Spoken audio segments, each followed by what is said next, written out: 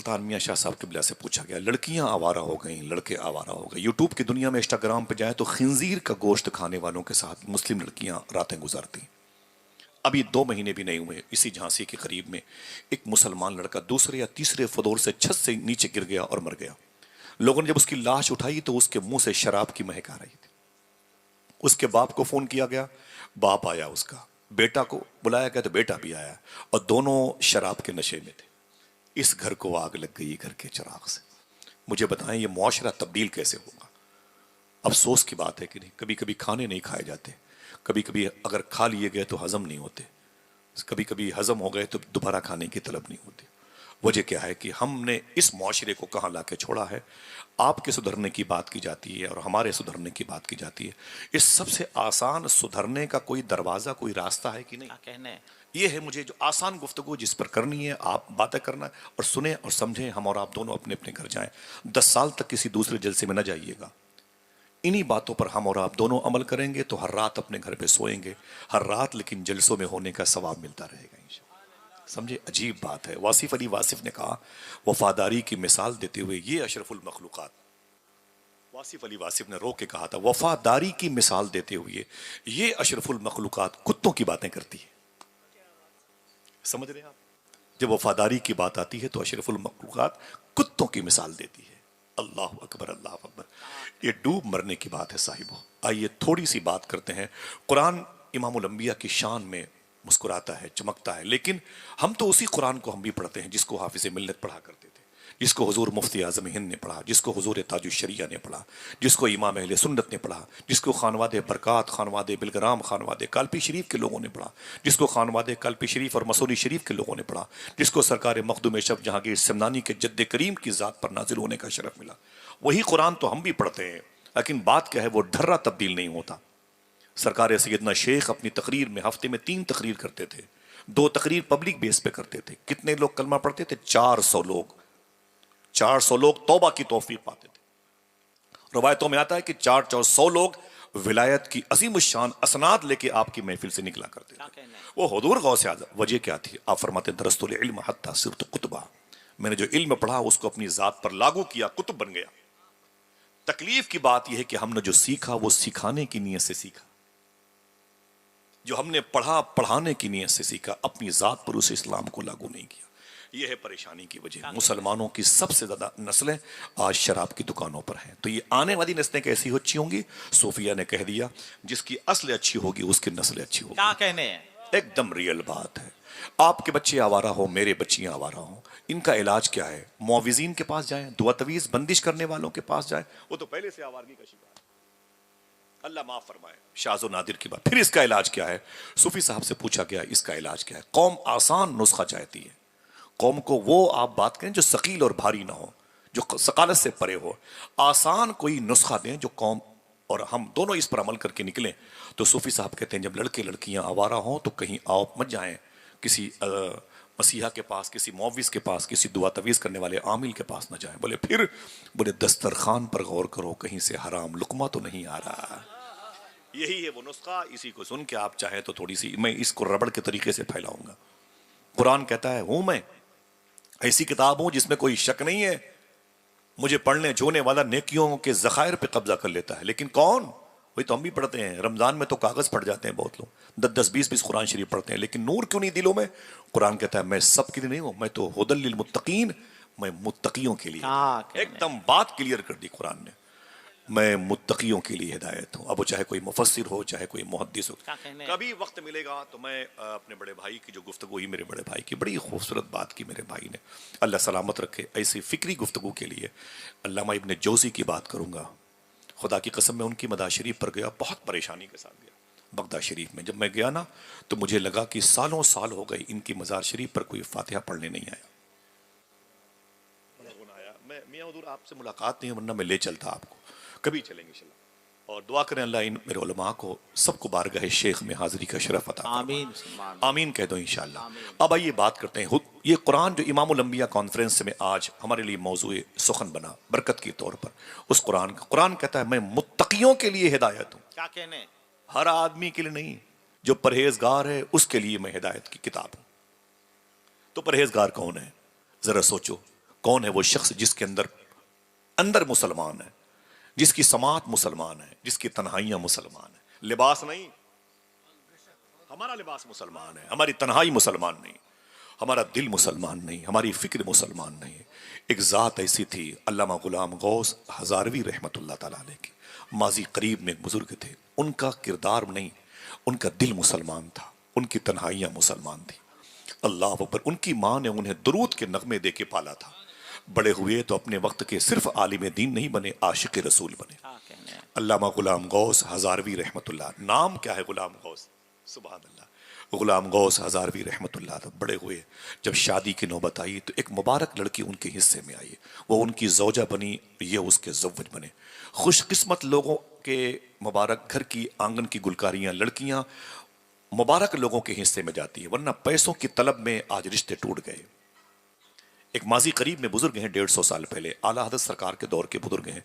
आपकी किताबों पर उनकी तकरीज़ात हैं, उनके तबसरे मौजूद हैं, जिनको दुनिया अल्लामा यूसुफ बिन इस्माइल नबहानी कहती है।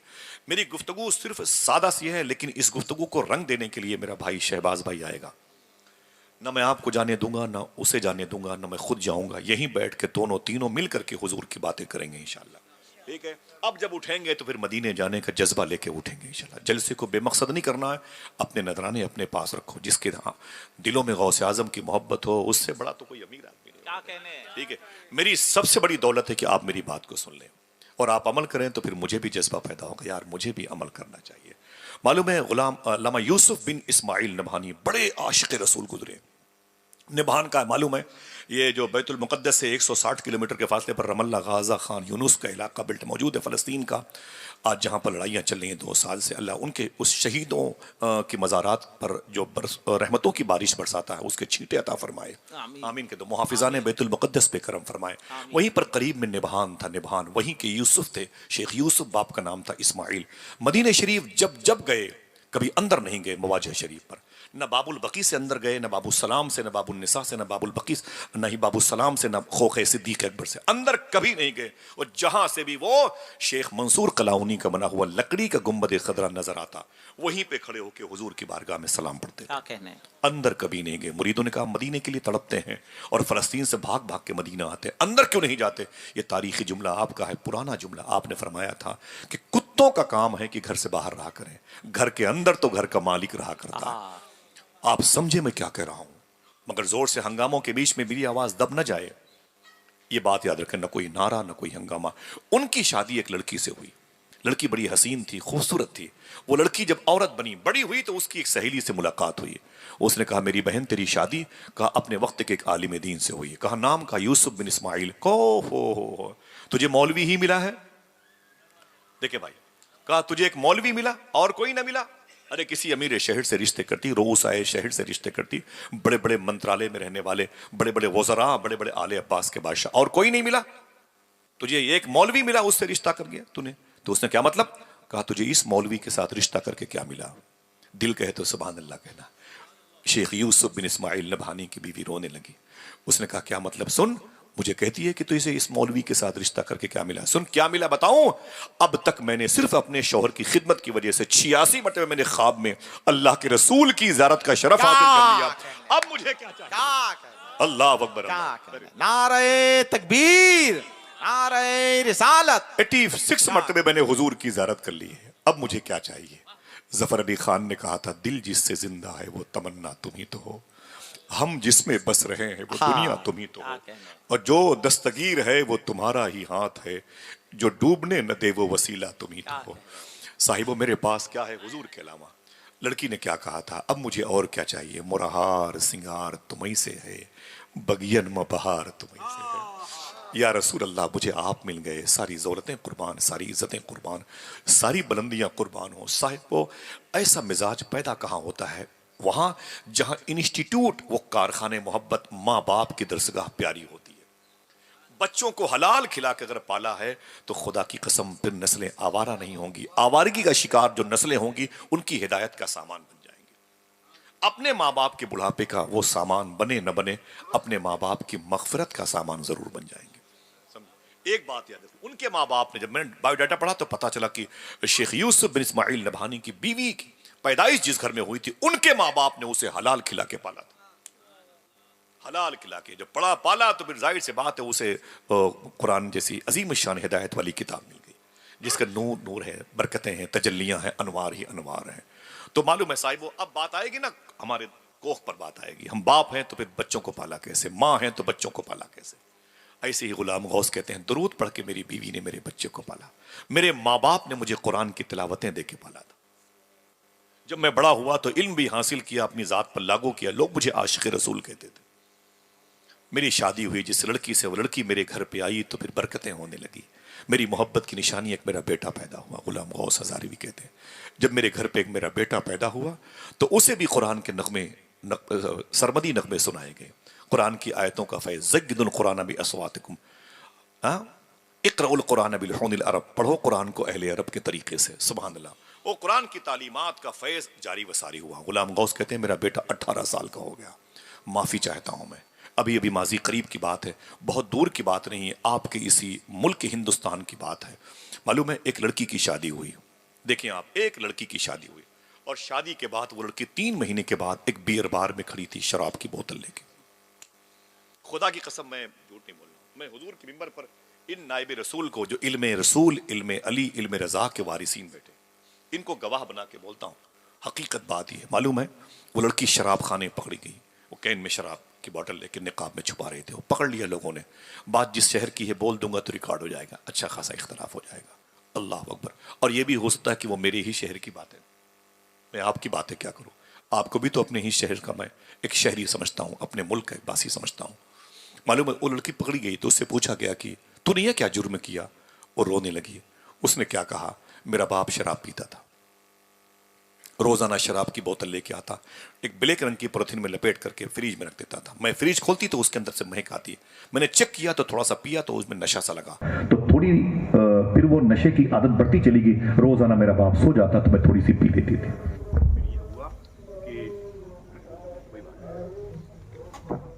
ये हुआ कि मैं अपने बाप से ज्यादा शराब का इंतजार करने लगी, रोजाना रातों को शराब पीती और मैं सोती। फिर मेरी शादी हो गई। वो लड़की कहती जब मेरी शादी हुई तो मैं ससुराल आ गई। 3 महीने तक मैंने बहुत बर्दाश्त किया, जब बर्दाश्त ना हुआ तो निकाब पहन करके ससुराल ही में बियर बार के सामने, मैं गधे के सामने। साहिबो इसका इलाज क्या है? आप कहोगे लड़की से सुधर जा, कैसे सुधरेगी? उसके सृष्टि में हराम लहू दौड़ रहा है। उसकी पाकीज़गी के लिए सबसे आसान नुस्खा है कि उसके माँ बाप को चाहिए था कि अपने दस्तरखान पर जो उसने अनवाउ अक़साम की बरकतें रखी हैं, रोटियां रखी हैं, वो हलाल की होती।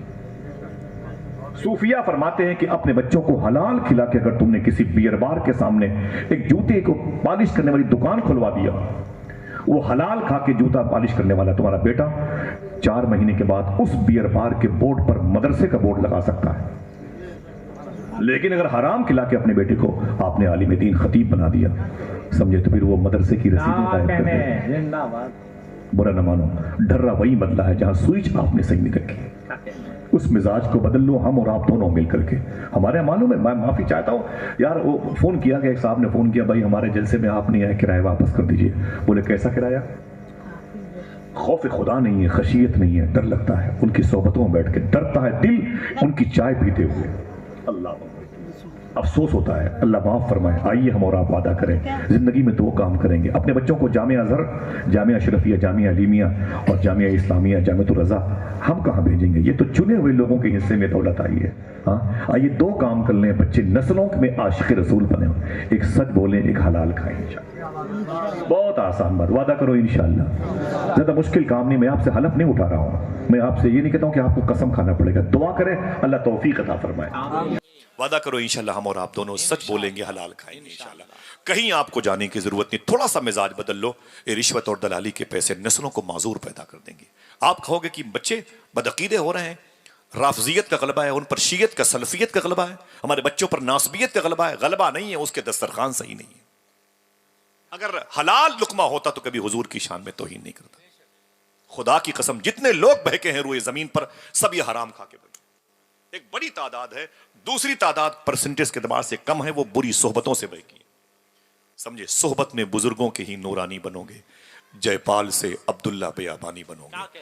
अल्लामा गुलाम गौस हजारवी कहते हैं मेरा बेटा हुआ 18-20 साल का, और जब जवान हुआ तो उसको देख के मैं कभी बूढ़ा ना हुआ, मैं भी हमेशा जवान रहता था। अल्लामा गुलाम गौस कहते हैं आहिस्ता आहिस्ता एक बीमारी ने मेरे बेटे को मुक़य्यद कर लिया, पकड़ लिया। बीमारी की जुल्फों में मेरा बेटा असीर कैदी हो गया। बोले मैं अपने बेटे को लेकर हॉस्पिटल गया, मुस्तशफा। डॉक्टर ने कई महीने तक उसकी जांच पड़ताल की, और फिर डॉक्टर ने क्या कहा, मुझे बुलाया। बोले गुलाम गौस हजारवी साहब। मैंने कहा क्या बात है। बोले मेरे बेटे को बेड से उतार करके चारपाई पे उस पे तख्त पे डाल दिया। बोले ले जाओ अपने बेटे को। मैंने कहा क्यों। बोले ये 4 घंटे का मेहमान है, ये मरने वाला है, अब ये बचेगा नहीं। गुलाम गौस कहते हैं अपना ज़मीर और ईमान के अलावा सब कुछ बेच दूंगा, मेरे बेटे को बचा ले। मैं चाहता हूं कि मेरा बेटा बचे, ताकि हुजूर पर दुरूद पढ़ने वाली नस्लें की तादाद में इजाफा हो, ताकि कुरान पढ़ने वाला नूर जो मैंने अपने बेटे में ट्रांसफर किया है वो अपनी औलादों में ट्रांसफर करे। तो डॉक्टर ने क्या कहा, ना ना ना ना, ले जा अपने बेटे को, तेरा बेटा बचेगा नहीं। बड़े लोग थे। अल्लामा गुलाम गौस हजारवी कहते हैं मेरे बेटे को निकाल दिया। मैंने बेटे की जिंदा लाश अपने हाथों पर रखी और ले करके मैं सीधे अपने घर आया। बोझ एक तो बेटे का और ऊपर से मेरे बुढ़ापे का, मैं टूट गया। लाके उसे चारपाई पे रखा, और ये डॉक्टर ने कह दिया था ये चंद घंटों के बाद मर जाएगा। मेरी बीवी रो रही थी। गुलाम गौस हजारवी कहते हैं मैं रो रहा था। मेरे बेटे की आंखें खुली हुई थीं और वो दीवारों को देखता था। चंद घंटों के बाद मैं इससे दूर हो जाऊंगा, मौत का फरिश्ता आया चाहता है। गुलाम गौस हजारवी रोते रहे, बीवी रोती रही। अचानक दरवाजे पे दस्तक हुई। गुलाम गौस हजारवी कहते हैं मैंने कहा कौन कौन। तो आवाज आई कि मुझे गुलाम गौस हजारवी से मिलना है। मैंने कहा क्या बात है। बोले हिंदुस्तान में एक शहर है जिसे कादियान कहते हैं, कादियान में कादियानी फिरके की बुनियाद रखी गई। हुजूर के बाद भी कोई नबी आएगा, इस ख्याल बद की बुनियाद रखी गई है। उसके फॉलोअर यहाँ पर टहल रहे हैं और शहरों में बच्चों के अकीदे को मुतासिर कर रहे हैं। वो ये बावर करा रहे हैं कि हुजूर के बाद भी कोई नबी आ सकता है, जैसे माज़ल्लाह गुलाम कादियानी आया। तो आप आए चले और हुजूर का दीन जो है ना बचा ले, वरना बड़ी मुश्किलात में पड़ जाएगी ये ज़मीन, ये गिरदो नवा। अल्लामा गुलाम गौस हजारवी कहते मैं रोने लगा। मैंने बेटे को देखा तो सोचा क्या करूं। एक तरफ मेरा बेटा है, एक तरफ हुजूर का दीन है। मैं बेटे के पास आया। मैंने कहा बेटे। उसने कहा क्या बात है। मैंने कहा मैं जा रहा हूं। क्या कहना है। माँ बाप ने हलाल खिला के पाला था। कहते कहा कि बेटे मैं जा रहा हूं। बेटे ने कहा आप कहाँ जा रहे हैं। मैं खुद दुनिया से जा रहा हूं। तो गुलाम गौस कहते हैं ना बेटे ना, नबी का दीन मुझे आवाज दे रहा है, कुरान की हुर्मत और अजमत मुझे आवाज दे रही है। तो बेटे ने कहा अब्बू मैं मरने वाला हूं। गुलाम गौस ने एक जुमला कहा था, शायद आप इसे याद कर लें, दिल कहे तो सुभान अल्लाह बोलिएगा। गुलाम गौस कहते हैं क्या।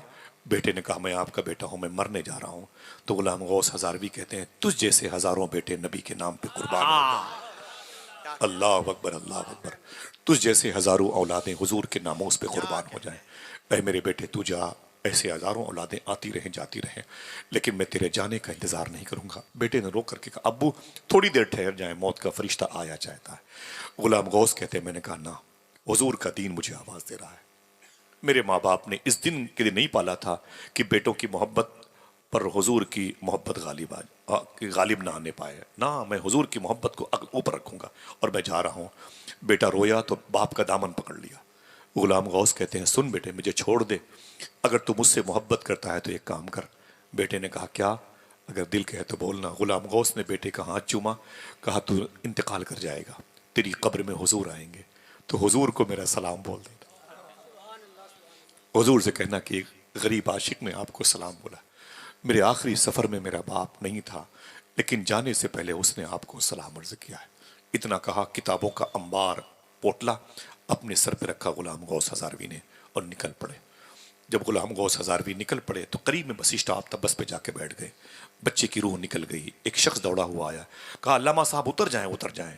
शीशा खोल के देखा, कहा क्या बात है। कहा बेटा मर गया, उतर जाएं। तो कहा बेटा मर सकता है, बेटा मर जाए, नबी का दीन नहीं मरने दूंगा। क्या कहने। बस पे रोने लगे। बोले ना ना ना ना मैं नहीं उतरूंगा। बोले उतरे, उसकी नमाज जनाजा तो पढ़ा दें। कहा नमाज जनाजा ये फर्ज किफाया है, तू अकेले पढ़ के उसे दफन कर देना। नबी की दीन की हिफाजत ये फर्ज ऐन है, हुजूर का दीन नहीं मरने दूंगा। रोने लगे। बोले जा जा जा मेरे बेटे को, तू तेरा दिल कहे तो नमाज पढ़ के दफन कर देना, कोई आए चाहे ना आए। गुलाम गौस हजारवी चले गए। क्यों भाई ऐसा हुआ। माँ बाप ने उन्हें हलाल खिला के पाला था। सिर्फ गले में दुआओं की तावीज नहीं बांधते थे, वो लहू में जो शिरियानों में लहू दौड़ रहा था वो हलाल का था। इसीलिए वो रंग लाया तो इश्क मुस्तफ़ा का गलबा हासिल हुआ।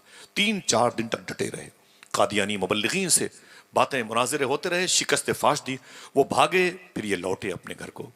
जैसे दरवाजे पर आए, अब कदम अंदर नहीं जाता था, बोझ ज्यादा था। बेटे का जनाजा उठाया था। कलीम दानिश कानपुरी ने कहा था, कोई इस दर्द को एक बाप से बेहतर न समझेगा, जवां बेटा गुजर जाए तो कांधा टूट जाता है। गुलाम गौस हजारवी कहते हैं, जब मैं घर में दाखिल हुआ तो मेरा पूरा घर जो है ना, मेरी नज़रों के सामने बोसीदा हो चुका था, मुनहदिम हो चुका था। जैसे मैंने घर पे कदम रखा, आंगन में देखा तो मेरी बीवी थी, 2-4 दिनों में ही तब्दील हो गई थी। बुढ़ापे का असर उस पर गालिब आ गया, दुपट्टे फट गए हुए थे, बालों में सफ़ेदी आ गई थी, आंखें बड़ी बड़ी सुर्ख हो गई थी और रोने की वजह से ज़मीन पर आंसुओं के निशानात थे। मैं करीब बैठा तो मैंने सलाम किया, बड़ी मुश्किलों से उसने जवाब दिया, मुझसे लिपट के रोने लगी। मैंने कहा क्या हुआ? बोले मेरे शौहर गुलाम गौस, मेरे बेटे का इंतकाल हो गया। मैंने कहा मुझे इल्म है तो क्या बता, ये बता कि मेरे बेटे का आखिरी सफ़र कैसा हुआ। गुलाम गौस कहते हैं, मेरी बीवी ने कहा, थोड़ी देर के बाद जब तुम चले गए तो मेरे बेटे ने मेरे दुपट्टे को अपने हाथों में लेके कहा था, अम्मी अब्बू अब नहीं आएंगे। मैंने कहा नहीं, अब्बू नहीं आएंगे। तो बेटे ने कहा अब्बू तो नहीं आएंगे लेकिन मौत का फरिश्ता आ गया है, क्या कहने हैं? अम्मी मैं जा रहा हूँ। अब्बू ने कहा था कि हुजूर को मेरा सलाम बोल देना। अम्मी अगर अब्बू घर पे खैरियत से आ जाएं तो फिर अब्बू को मेरा भी सलाम बोल देना। कहना आपका बेटा आखिरी सफर पे गया है, लहद में आका की दीद होगी, मैं सच के घर से निकल रहा हूँ। मेरे अजीज़ो ये रोना कैसा, मकान ही तो बदल रहा हूँ। जनाबे हजरत गुलाम गौस कहते हैं, मैंने कहा फिर? बोले बेटे का आखिरी सफ़र हुआ, जनाजा घर से उठा, मैं तब से बेहोश रही, आप घर पे नहीं थे। लेकिन मैं क्या बताऊँ, गुलाम गौस कहते हैं मुझसे बर्दाश्त ना हुआ। मैंने उसकी कब्र का पता पूछा, मैं कब्रिस्तान गया तो एक ताज़ा कब्र देखी, यकीन हुआ कि मेरे बेटे की कब्र है। मैं उससे लिपट के रोने लगा, बहुत रोया। मैंने कहा बेटे तुझसे ये नहीं कह सकता कि मुझसे गलती हो गई, मुझे माफ़ करना। मैंने हुजूर के दीन की मुहाफ़िज़त के लिए तुझसे अपने ज़ात को मुनक़ता किया, ये ख़ता नहीं है। क्या कहते हैं? मैं तुझसे माफ़ी मांगने नहीं आया हूँ, हाँ मेरे बेटे ये कहने आया हूँ, तेरे लिए दुआ करने आया हूँ, अय मेरे मौला मेरे बेटे की कब्र को जन्नत के बागों में से एक बाग बना देना। अय मेरे मौला मेरे बेटे की कब्र को जन्नत का टुकड़ा अता करना। इतना कहा, रोते रहे, फिर घर वापस आए। कहते मैंने थोड़ा सा खाना खाया, इशा की नमाज पढ़ी और सो गया। दिल कहे तो सुभान अल्लाह कहना कि जैसे ही सोया ख्वाब में हुजूर तशरीफ लाए। क्या कहने हैं? सुभान अच्छा अल्लाह। सही बताओ आ सकते हैं कि नहीं? अंधी बात न करना भाई, फर्जी न मानना, यकीन जिसको हो, जिसका अकीदा हो कि हुजूर आ सकते हैं, मुझे बताएं हुजूर आ सकते हैं क्या कि नहीं। कहने हैं? ऊंचे बोले हाथ उठा के हुजूर आ सकते हैं कि नहीं। अच्छा हुजूर को इसकी खबर हो सकती है कि नहीं, इसी बात पर तो लाइयां चल रही हैं। हुजूर ये नहीं जानते, हुजूर ये नहीं जानते, हुजूर ये नहीं जानते। सूफी साहब फरमाते हैं जो कहता है हुजूर ये नहीं जानते, उससे कह दो तेरे इस ना जानने को भी हुजूर जानते हैं। क्या कहने हैं? तेरे इस ना जानने को भी हुजूर जानते हैं। हुजूर क्या क्या जानते हैं? अगर इस टॉपिक पर बात हो तो बताया जाए, घंटों ज़बानें खुश्क हो जाए। ये हिंदुस्तान है, गंगोह शरीफ है, शेख अब्दुल कुद्दूस गंगोही सिलसिले चिश्तिया और साबिरिया के निज़ामिया के बड़े अजीम शान बुजुर्ग हैं। शेख गौसुल आलम शेख अब्दुल कुद्दूरी शरीफ से रिश्ते खास है। शेख अब्दुल कुद्दूस गंगोही शरीफ, गंगोह शरीफ, मैं उनकी मज़ार शरीफा पे गया हूँ, बड़े अजीम शान बुजुर्ग थे। एक आदमी सुभान अल्लाह कहने की बात करे, बता दूं उनकी आदत क्या थी। जिस घर में वो कदम रखते थे सबसे पहले हुजूर की नात पढ़ते थे, हुजूर की मिलाद करते थे। पानी भी होता, चाय भी होती तो पहले नियाज करते, हुजूर का जिक्र करते, फिर उसे खाते पीते थे। इसलिए उनके इलाके के लोगों ने उनको मालूम क्या कहा, ये पीर ऐसा है जो बिदअती है, ये बिदअती पीर है, ये बिदअती पीर है, पीर बिदअती है। शेख अब्दुल कुद्दूस गंगोह शरीफ इसी उत्तर प्रदेश में करीब में सहारनपुर के मौजूद है। शेख अब्दुल कुद्दूस कहते हैं कि मेरा एक मुरीद आया, उसने मुझसे कहा कि हुजूर मुझे मदीना शरीफ जाना है। तो मैंने कहा मुबारक हो, हुजूर की बारगाह में जाना तो हुजूर को मेरा सलाम बोल देना, क्या कहने हैं?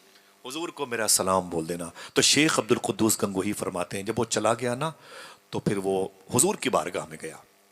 साहिब सुन्ना, आपके अकीदे के बाजुओं की मछलियों की उम्र बढ़ जाएगी अगर इन बातों को महसूस करेंगे, महजूज होंगे, लेके घर जाएंगे। तो वो जब हुजूर की बारगाह में गया ना तो उसने मालूम क्या कहा, हुजूर की बारगाह में अस्सलातु वस्सलामु अलैका या रसूल अल्लाह सल्लल्लाहु अलैहि वसल्लम, सरकार मेरा भी सलाम नियाज और सरकार मेरी शफात फरमाएं। हुजूर एक अरीज़ा पेश करने के लिए आया हूँ कि मेरे पीर जो शेख अब्दुल कुद्दूस गंगोही हैं उन्होंने आपको सलाम अर्ज़ किया है, जिसका दिल कहे वो बोलेगा। जैसे शेख अब्दुल कुद्दूस गंगोही के मुरीद ने अपने पीर का सलाम हुजूर की बारगाह में पेश किया, जिसको यकीन पड़े वही बोलेगा। हुजूर की मज़ार शरीफा से जवाब आया, सुभान अल्लाह। आया क्या पहले ये तो सुन लें। मज़ार शरीफा से आवाज आई, जा अपने पीरे बिदअती को मेरा भी सलाम बोल दे। क्या कहने, जिंदाबाद। अपने पीरे बिदअती क्या को कहने। मेरा भी सलाम बोल देना। शेख अब्दुल कुद्दूस गंगोही का मुरीद कहता है, ओह वो सरकार भी वही फरमा रहे हैं, पीरे बिदअती कह रहे हैं अल्लाह अकबर अल्लाह अकबर।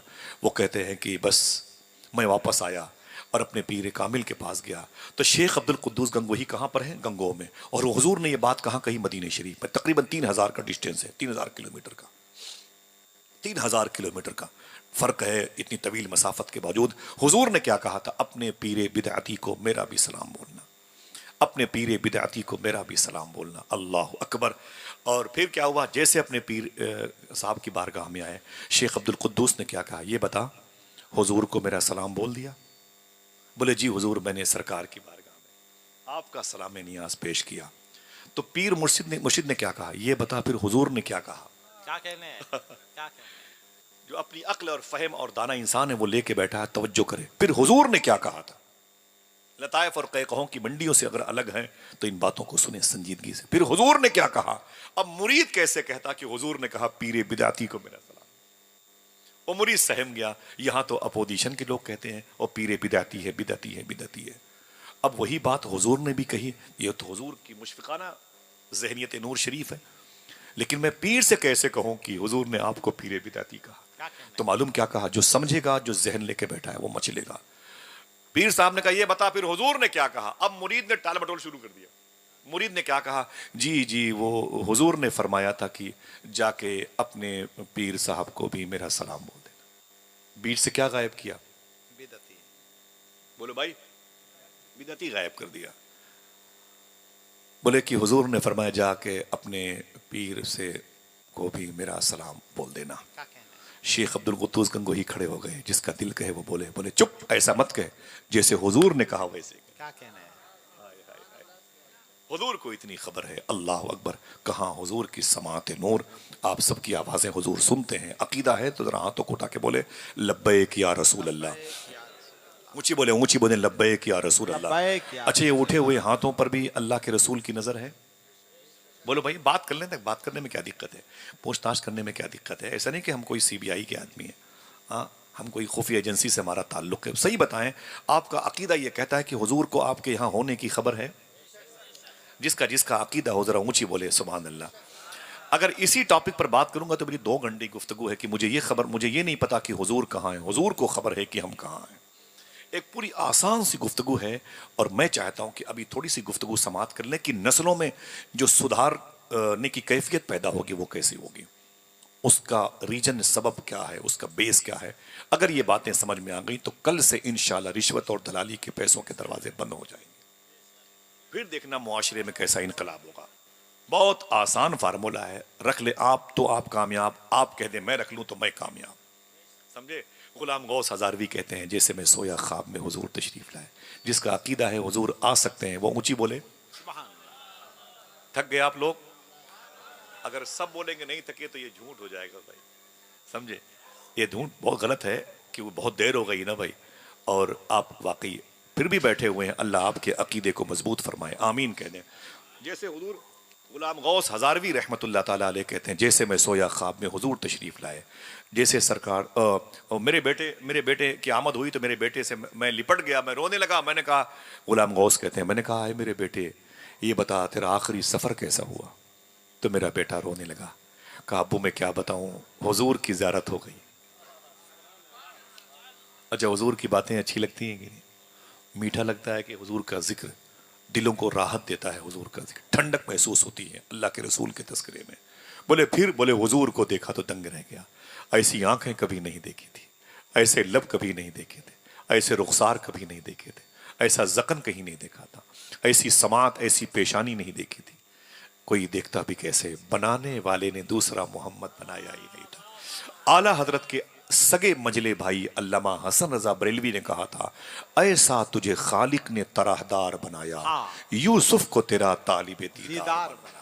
बोले फिर बोले हुजूर को देखा तो गम भूल गया। बोले फिर मेरा सलाम, तो बोले मैंने हुजूर से कहा कि सरकार वो तीनों सवालों के जवाब के बाद मैंने सरकार से कहा, सरकार मेरे अब्बू ने आपको सलाम अर्ज किया। बोले फिर हुजूर नाराज तो नहीं हुए? बोले हुजूर ने मुस्कुरा के जवाब अता फरमाया। मैंने हुजूर की ज़ियारत की है, दुआएं मांगी थी मोहल्ले की मस्जिद में और कबूल हुई है जाके कब्र में। सुना है आप हर आशिक के घर तशरीफ लाते हैं, मेरे भी घर में हो जाए चरागा या रसूल अल्लाह। बोले फिर तो बेटे ने क्या कहा? अब्बू आज सुबह को आप मेरी कब्र पे तशरीफ लाए थे, आज सुबह को मेरी कब्र पे आप तशरीफ लाए थे। तो बाप ने कहा, अल्लामा गुलाम गौस हजारवी कहते हैं, जी मेरे बेटे मैं आया था। क्यों, तुझे कैसे खबर लगी? कहा आपने ये दुआ मांगी थी, अल्लाह मेरे बेटी की कब्र को जन्नत के बागों में से एक बाग कर दे। बोले फिर? तो बेटा कहता, आप घर नहीं पहुंच पाए कि अल्लाह ने मेरी कब्र को वाकई जन्नत के बागों में से एक बाग बना दिया। क्या कहने? साहिबो दुआएं तो हम भी मांगते हैं, दुआएं तो बड़े बड़ों की जबान से हर वक्त निकलती रहती हैं, लेकिन फिर बात क्या है, वो अटक जाती हैं, वापस की जाती हैं कि ऊपर जाती नहीं, कि वो ऊपर जाने के लिए मांगी नहीं जाती है। मेरी समझ में नहीं आता। हुजूर सूफी अब्दुल वहीद शाह साहब क़िबला नागौर शरीफ में जामिया फैज़ान अशफाक के वो मोसिस हैं, उनसे मैंने कहा, बड़े बड़े उनके सेठ से टल्ली मुरीद बैठे हुए थे, मैंने उनसे कहा कि हुजूर दुआ कर दें। हुजूर मुफ्ती आज़म, हुजूर सरकार जो है सरकार अमीन मियाँ शाह साहब क़िबला के वालिद मखदूम सरकार मुस्तफ़ा हैदर हसन शाह साहब क़िबला के गोद के पले हुए थे, बड़े अजीम बुजुर्ग हैं सूफी अब्दुल वहीद शाह साहब। मैंने कहा हुजूर दुआ कर दें, अल्लाह मेरे दिल को पाक कर दे। मालूम क्या कहा?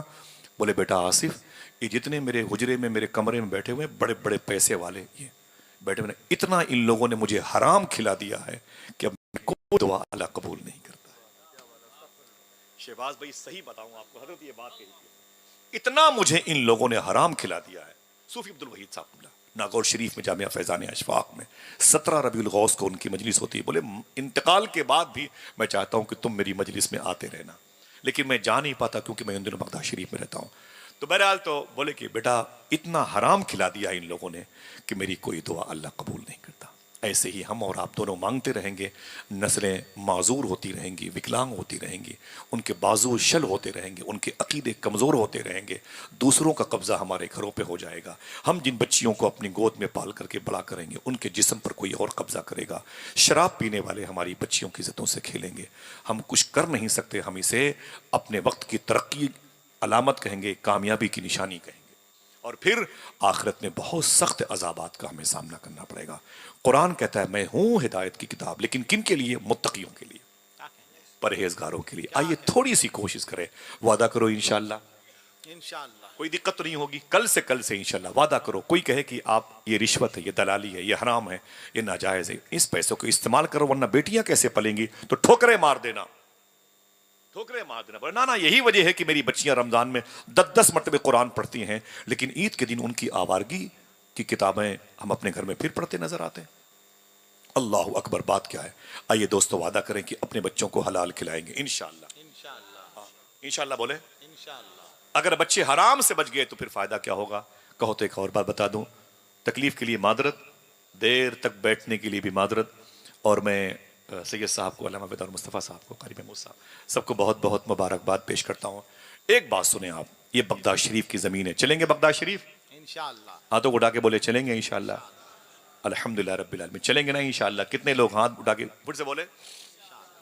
इरादा कर लें। सूफिया कहते हैं कि गौस पाक की बारगाह में जाने का इरादा अगर दिल में पैदा हो जाए तो ये हाजिरी की निशानी है, और अगर हाजिरी हो जाए तो ये कबूलियत की निशानी है। समझे? और क्यों कहा जाता है आप इरादा कर ले? क्यों कहा जाता है? बैठ ले, सुन ले थोड़ी सी बातें, वरना कहाँ भाई, हम लोग मुसाफिर आदमी हैं, कहाँ आदमी है? पूछ कर मेरा पता वक्त रहेगा ना करो, मैं तो बंजारा हूं, क्या जाने किधर जाऊंगा। हाँ है कि नहीं? जिंदगी मैं भी मुसाफिर हूं तेरी कश्ती का, तू जहां मुझसे कहेगी मैं उतर जाऊंगा। एक दिन आप होंगे, आपकी नस्लें होंगी, लेकिन हम नहीं होंगे। हो सकता है इन बातों को कोई जोर से चीख करके बयान करने वाला आए और आप सिर्फ नारा लगा दें, और नारे के बाद होश ही ना आए कि इन समातों की पुरपेश वादियों में जो आवाज़ों का हुजूम था, मेरी समातों की सेहत के लिए कितना नुकसान देता। इसने बात क्या कही थी मुझे नहीं पता, मैंने जो नारा लगाया था मुझे उसकी खबर है, इसलिए बहुत ही गुफ्तगू आपके कदमों के नीचे बैठ के मैं कर रहा हूँ। इन बातों को याद रख लें। ये बगदाद शरीफ की ज़मीन है, मुबारक शहर है। शेख मंसूर अब्बासी ने इस शहर की बुनियाद रखी थी। आज ये शहर नूर नूर में डूबा हुआ है। दुनिया विलायत की बड़ी अजीम शख्सियतें इस शहर में लेटी हुई हैं।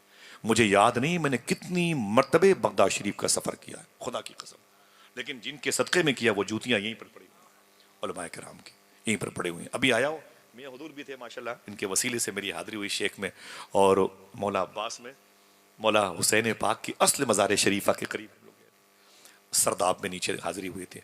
इंशाल्लाह 29 दिसंबर को फिर हाजिरी है हुजूर गौस पाक में, दुआ करो चलेंगे इंशाल्लाह, इरादा करें आप। उधर गौस पाक ने अपने खलीफा ख्वाजा अबू तलहा बगदादी, उनके खलीफा शेख सूफी असदुल्ला शाह से फरमाया था, ऐसा नहीं है, जो समझेगा वो तड़पेगा। ऐसा नहीं है कि लोग मुझसे मिलने के लिए तड़पते हों, गौस पाक फरमाते हैं ऐसा नहीं है कि लोग मुझसे मिलने के लिए तड़पते हों, मैं गुलामों से मिलने के लिए तड़पता हूं। कभी आऊंगा तो फिर गौस पाक की बात करूंगा इंशाअल्लाह। हाँ, इस इलाके पर मैं अपने दोस्तों से तो बैठा रहा जो मुगल सराय से यहाँ तक आया, उनकी सोच, जो फिक्र, उनकी तामीरी जहनियत देखी, मेरा दिल बड़ा खुश हुआ। आइए अपने इन भाइयों के बाजुओं को मजबूत करें। ये बगदाद की ज़मीन है, वहाँ कितने मशाइख हैं, अगर मैं नाम लूंगा तो इसी पे टाइम खत्म हो जाएगा। ये शहर 2 हिस्सों में बटा हुआ है, बीच में नहर है दजला नहर, जिसे नहर दजला कहते हैं। एक तरफ के हिस्से को आजमैन कहते हैं, एक तरफ के हिस्से को काजमैन कहते हैं। इमाम मूसा काजिम की निस्बत से और इमाम मोहम्मद जवाद तकी की निस्बत से वो काजमैन है। इमाम आज़म अबू हनीफा की निस्बत से वो आजमैन आजमिया का इलाका है। इमाम आज़म अबू हनीफा कौन से बुजुर्ग हैं, 100 मरतबे ख्वाब में अल्लाह को देखा है। अल्लाह, कम से कम एक आदमी तो सुभान अल्लाह कह दे कि बहुत आसान काम है, सुभान अल्लाह, बहुत मामूली सी बात है। अल्लाह को देखना कोई बच्चों का खेल है? बोलो भाई, 100 मरतबे जहां आपकी मज़ार शरीफा है, 70,000 मरतबे वहां आपने बैठ करके अपनी जिंदगी में कुरान शरीफ, पूरा शहर मिलके नहीं खत्म कर पा रहा है 70,000, उसमें हम तो सफ़े अव्वल पे हैं, हम तो सफ़ी। उनकी मज़ार शरीफा के करीब में एक बुजुर्ग लेटे हैं, वो जिनका नाम मुनाजात में हम लेते हैं, बहरे शिबली शेर हक, दुनिया के कुत्तों से बचा, एक कारक अब्द वाहिद। उनकी मदार शरीफा के करीब में एक बुजुर्ग हैं जिनको आप सब जानते हैं, बिशर इब्नुल हारिस, जिनको लोग बिशर हाफी कहते हैं। हारिस उनके बाप का नाम है। आज उनकी मज़ार शरीफा है। इब्राहिम भाई मेरे दोस्त हैं, वहाँ के खादिम हैं, उनकी अम्मी हैं, उनके वालिद साहब हैं, बड़े प्यारे लोग हैं, उनकी दुआएं अल्लाह कबूल फरमाता है, वहाँ खिदमत करते हैं। बिशर इब्नुल हारिस यानी बिशर हाफी की मदार शरीफा है। मालूम है ये कौन है? आज इनकी मदार शरीफा पर लोग बावजू जा रहे हैं, दिल कांपता है, बदन में रेशा तारी होता है। वजह क्या है? ऐसे तो थे नहीं पहले। मालूम है, इनके माँ बाप ने इनको हलाल खिला के पाला था, इनके माँ बाप ने, लेकिन सोहबत बद ने दिक्कत पैदा कर दी। बड़ों की और कुछ बुरों की सोहबत ने डगर से इन्हें हटने पर मजबूर कर दिया। फिर बगदाद के सबसे बड़े बियर बार के मालिक हो गए। न जाने कितनी भट्टियां, न जाने कितने शराब खाने, न जाने कितने ठेका देशी शराब के बोर्ड बगदाद की गलियों में लगे होते थे। मुझे माफ़ करना सरकार, मुझे माफ़ फरमाए। और इनकी दुकानों की शराब पी करके न जाने कितने बच्चे यतीम हो गए थे, न जाने कितनी औरतें बेवा हो गई थी, बूढ़े जवान ना हुए, बूढ़े कब्र तक पहुंचने से पहले अपने बच्चों को पहले भेजने वालों में शामिल हो गए। इतनी ज़्यादा शहर में शराब की लत आम थी और बिशर हाफी की दुकान मशहूर थी। यहाँ लोग एक पर बात कर रहे थे कि वो खुद नहीं पीते थे। अहले बगदाद कहते हैं कि वो खुद शराब नोश थे, शराब फरोश के साथ साथ शराब नोश भी थे। बिशर हाफी इतने बड़े बदनामे ज़माना थे, सरकार माफ़ फरमाए। जब वो अपने घर से निकलते थे तो मोहल्ले के बच्चे क्या कहते थे? बेटे खामोश रहें, इन बच्चों को खामोश कर दें। हाँ, जो कोई भी एक आदमी खामोश कर दे, बच्चों को खामोश कर दें, कोई दिक्कत नहीं, ज़रा मोहब्बत से कह दें सुभान अल्लाह। सुभान अल्लाह। हाँ, इन्हीं की इस्लाह के लिए बात हो रही है। इन बच्चों को खामोश कर दें। जो देख रहे हैं वो तो कम से कम समझ लें कि हमें किनको खामोश करना है। वहाँ भी क्या हम सबको निजामत करनी पड़ेगी? हाँ, ताज्जुब की बात है। तो बिशर हाफी कहते हैं, जब मैं घर से निकलता था, आपने भी ये बातें कही हैं, मैंने भी ये बातें कही हैं, जो वहाँ पर खड़े थे उन बच्चों को समझा नहीं सकते। हाँ, उन बच्चों को समझा नहीं सकते। आप परेशान ना हो बेटा, बैठ जाओ, बैठ जाओ, बैठ जाए, जरा मोहब्बत से कहते हैं सुभान अल्लाह। सुभान अल्लाह। आप जितने लोग हैं बड़ी बात है। यही अगर शहर में चिराग लेके फैल जाएं तो पूरा शहर रोशन हो सकता है, पूरा शहर नूर नूर में डूब सकता है। इतने लोग बहुत हैं। मैं शाकिरीन की सूरत में मैं यहाँ पर बैठा हुआ हूँ। अल्लाह अकबर। जितने मेरे भाई ये सड़कों पर बैठ जाएं भाई, बैठ जाएं, या तो दूर चले जाएं कि मुझे आप दिखाई न दें, समझ रहे हैं? आप बैठ जाएं। बहुत बहुत शुक्रिया आपका। बिशर हाफी कहते हैं कि जब मैं घर से निकलता था तो मोहल्ले के बच्चे मुझे देखे कहते थे, यार भागो, अपने अपने घरों में घुस जाओ। इस वक्त का सबसे बड़ा गुनहगार बिशर हाफी निकला हुआ है। अगर इसकी नजर भी किसी पर पड़ गई तो वो भी बीमार हो जाएगा, वो भी गुनहगार हो जाएगा। इतने बदनाम थे बिशर हाफी, इतने बदनाम थे बिशर हाफी। कहते हैं एक दिन मैंने अपनी दुकान, शराब की दुकान पर बैठ के मैंने शराब पी। मैंने बहुत ज़्यादा शराब पी, और शराब पी करके बिशर हाफी कहते हैं मैं अपने घर की तरफ आ रहा था, साहिबो सुनना, और जैसे मैं घर की तरफ मुड़ा ना, एक जगह नाली में मैंने देखा कि अल्लाह का नाम कागज पे लिखा हुआ था और नाली में वो पड़ा हुआ था। बिशर हाफी कहते हैं दिल कहते हो सुभान अल्लाह कहना, मैं ज़मीन पर बैठ गया, मैंने उस टुकड़े को उठाया और मैंने कहा मैं बिशर हाफी हूँ, नशे में हूँ। दिल कहते हो सुभान अल्लाह कहना, बोले मैं नशे में हूँ, लेकिन इतना भी नशा नहीं है कि जिसने मुझे पैदा किया है उसका नाम ना पहचान पाऊं। वाह क्या कहना है, सुभान अल्लाह। इतना भी नशा नहीं है कि जिसने मुझे पैदा किया उसका नाम न पहचान पाऊं। बिशर हाफी कहते हैं उफ़ो, मैंने उस नाम को उठाया, घर लाया, उस पे मुश्क और ज़ाफ़रान की मैंने परतें लगाई, उसको सजाया और ताक पे रखा। फिर मैंने क्या कहा नीचे से, दिल कहे तो फिर बोलना, ओ नामे खुदा तू बुलंद तेरी जगह बुलंद, क्या कहना है, तू बुलंद तेरी जगह बुलंद। बस बिशर हाफी कहते हैं मैं उसी नशे की कैफियत में घर के आंगन में बैठा था, मेरे दरवाजे पे दस्तक हुई। मैंने कहा कौन? तो बोली आवाज आई कि बाहर आइए। मैं बाहर गया तो एक बंदा खड़ा था। मैंने कहा क्या बात है? उस बंदे ने क्या कहा, अभी अभी मेरे पीर ने रब से बातें की हैं। मेरे पीर से रब ने कहा ऐ मेरे बंदे, मेरे दोस्त, मेरे मुकर्रब, मेरे वली, जा करके बिशर हाफी को मेरा सलाम बोल देना। और भी कोई सुभान अल्लाह कह सकता है? क्या कहना है, जिसकी आवाज मुझे सुनाई दे। मेरी सुभान आवाज की अल्लाह, गवाही आप देंगे सुभान तो फिर आपकी भी आवाज की गवाही तो मैं दूंगा। सुभान अल्लाह। अल्लाह अकबर। देखें मेरे भाइयों की मजलिस है, सैयद साहब अल्लामा फिदा और मुस्तफ़ा साहब, इन भाइयों के जज्बे देखें। इस जमीन को वो आसमान करना चाहते हैं। यहाँ की जो आलूदा फिजा है उसे मदीने की हवाओं से वो मुत्तसिल करके उसे पाकीज़ा बनाना चाहते हैं। अपने बच्चों की बात नहीं कि मेरे दोस्तों ने कि मेरी औलादें कितना, ना ना ना, बात की तो इस इलाके की फलाह बहबूद के लिए, नस्लों की जो है ना हुर्मत और उनके तकद्दुस को पामाल होने से बचाने के लिए। इससे पता चलता है कि उनके अंदर जो एक दर्द है वो वाकई काम करके ही इंशाल्लाह छोड़ेगा। याद आएंगे इंशाल्लाह आपको अपनी ज़मीन पर हुजूर हाफिज़ मिल्लत की मुबारक तस्वीरों के अलग अलग नमूने इंशाल्लाह। मेरा दिल कहता है, बिशर हाफी कहते हैं जैसे उसने कहा अभी अभी मेरे पीर ने अल्लाह से बातें की और मेरे पीर से मेरे रब ने कहा कि जाके बिशर हाफी को मेरा सलाम बोल देना। तो बिशर हाफी ने कहा ना ना ना ना ना, वो मैं थोड़ी हूँ, वो कोई और होगा, तुझे तो पता है कि मैं नशे में रहता हूँ। तो उसने कहा यही बात तो मेरे पीर ने अल्लाह से कही थी, यही बात तो मेरे पीर ने रब से कही थी। हुजूर वो बिशर हाफी वो तो नशे में रहता है, तो मेरे पीर से रब ने यही बात कही कि मैं जानता हूं कि वो शराबी है, लेकिन आज उसने मेरा नाम नाली से निकाला और ऊंची जगह ताक पे रखा है, तो मैंने भी उसे जहन्नम से निकाला है और जन्नत पे क्या कहना है, एक काम किया था आपने। 1000 सजदों की मिसालें नहीं दी जा रही हैं, एक पैर पे खड़े होकर 15 साल तक कुरान पढ़ने की बात नहीं की जा रही है। साहिबो आओ जरा सा आओ। आज वो जो शादी कार्ड हमारे यहाँ 800-800 रुपए का छपता है, 700-700 रुपए का छपता है, फिर 3 महीने के बाद आधा वरक उसका गंदगी के ढेर पर पड़ा रहता है। एक बुजुर्ग ने फरमाया था जिस लड़की और लड़के की शादी के कार्ड गंदगी के ढेर पर अल्लाह, मोहम्मद, अली, हसन, हुसैन, फातिमा नाम के लिखे हुए गंदगी के ढेर पर पड़े होंगे, वो रिश्ता कमजोर हो जाएगा। एक बात याद रखिए, वो रिश्ता कमजोर हो जाएगा। आप ये मत कहना कि हजरत मेरे लिए दुआ कर दीजिए। आपको जरूरत है दुआ करवाने से पहले चले जाओ अपने मोहल्ले की गंदगी के कूड़ेदान में, देखो कहीं तुम्हारे घर में शादी कार्ड जो आया था वो वहां तो नहीं पड़ा हुआ। हमारे यहाँ एक सादिक साहब, सिद्दीक साहब थे, बड़े गरीब थे, चाय बेचते थे, और उनके बेटे अभी भी हैं, बड़े गरीब आदमी हैं वो। अतर भाई बड़े लोग हैं, शहबाज भाई मियाँ बैठे हुए हैं, तो मालूम है उनकी आदत क्या थी। उन दिनों इलाहाबाद में नैनी सेंट्रल जेल बड़ी मशहूर है हिंदुस्तान के, इलाहाबाद शहर के करीब में, वहां पर एक फूल मोहम्मद बीड़ी एक लॉन्च हुई थी, नाम रखा था फूल मोहम्मद। वो सिद्दीक साहब थे, बड़े गरीब थे, वो बड़े फटे हुए कपड़े पहनते थे 30-35 साल पहले, और फटे हुए कपड़े पहनते थे। मुझे कुछ कुछ याद आता, मैंने उन्हें देखा है, उनकी दुकान देखी चाय की, मैंने चाय पी वहां पर, मैं बहुत बचपन में। तो वो कहते हैं कि जब फूल मोहम्मद बीड़ी मैंने देखी तो मुझे बड़ी तकलीफ हुई। क्यों? जो बीड़ी पीता था वो बीड़ी खत्म तो कागज जमीन पर फेंक देता था।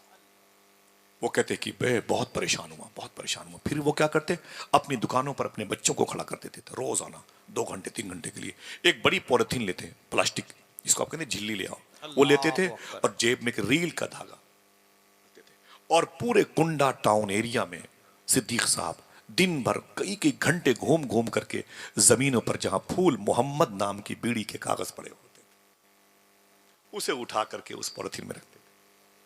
कई घंटे घूमते रहते, यहां वहां गंदगी नाली के ढेर से उठाते और मोहम्मद नाम के लफ्ज को बेइज़्निल्लाह वो चूमते और उस पॉलिथीन में रखते थे।